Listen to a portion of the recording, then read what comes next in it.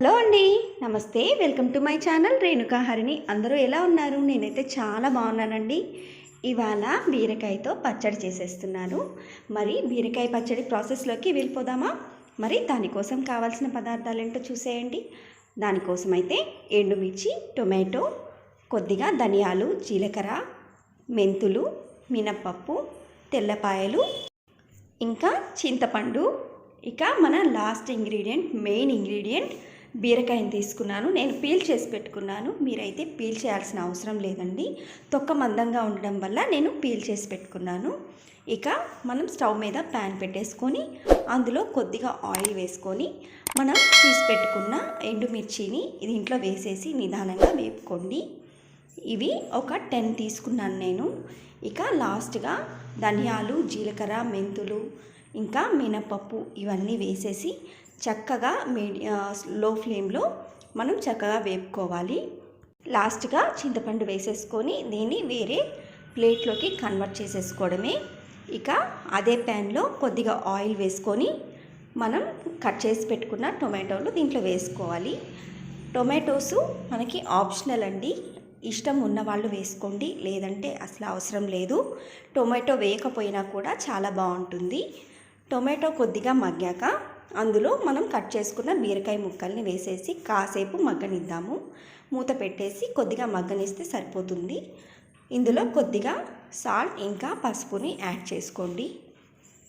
ఇప్పుడు మనం ముందుగా వేపి పెట్టుకున్న ఎండుమిర్చి, ధనియాలు, జీలకర్ర, మినపప్పు ఇవన్నీ ఉన్నాయి కదా, అవి రోట్లో వేసేసుకొని చక్కగా మెత్తగా దంచేసుకోవాలి. ఇది మిక్సీకి కూడా వేసుకోవచ్చండి, కానీ దంచుకుంటే చాలా టేస్ట్ ఉంటుంది కాబట్టి నేను ఇలా దంచుకుంటున్నాను. ఇందులో కొద్దిగా ఉప్పు కానీ, కల్లుప్పు కానీ, సాల్ట్ కానీ వేసేసుకొని దంచేటప్పుడే ఇట్లా దంచేసుకోండి. మనం ఈ పచ్చళ్ళలో టొమాటో వేయాల్సిన అవసరం లేదండి, అంటే ఆప్షనల్ అనుకోవచ్చు.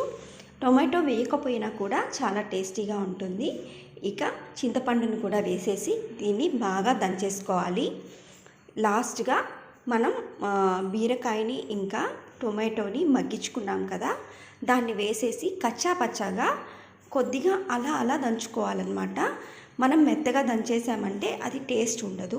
ఈ బీరకాయ పచ్చడిని తొక్కుతో పాటు, అంటే మనం పీల్ చేయకుండా కట్ చేసి వేసుకుంటే చాలా టేస్టీగా ఉంటుందండి. బీరకాయ తొక్కుతో పాటు వేసుకుంటే బాగుంటుంది. ఈ పచ్చడిని మనం చాలా సింపుల్గా, ఈజీగా ఒక 10 to 15 మినిట్స్ మధ్యలో మనం చేసేసుకోవచ్చు. చాలా ఈజీ.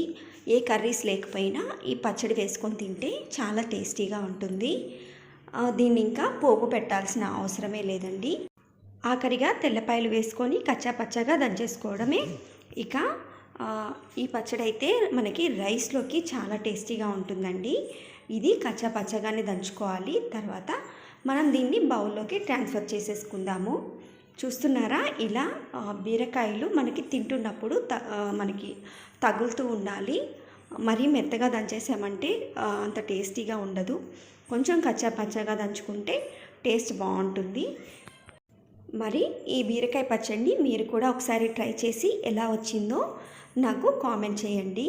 ఈ వీడియో కనుక మీకు నచ్చినట్లయితే లైక్ చేయండి, షేర్ చేయండి, ఇంకా సబ్స్క్రైబ్ చేసుకోండి.